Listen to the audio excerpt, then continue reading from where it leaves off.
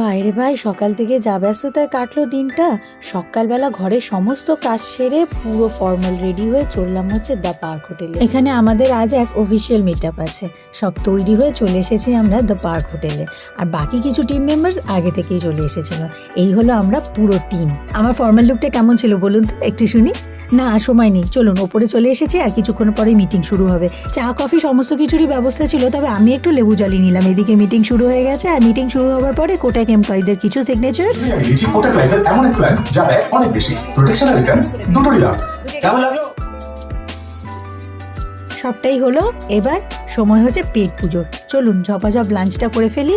Non veg veg সব রকমেরই item ছিল এবং অফুরন্ত পরিমাণে ছিল। সবটাই খেয়েছি, পেট পুড়ে খেয়েছি, যতটুকুনি আমার ক্ষমতা সবটাই খেয়েছি।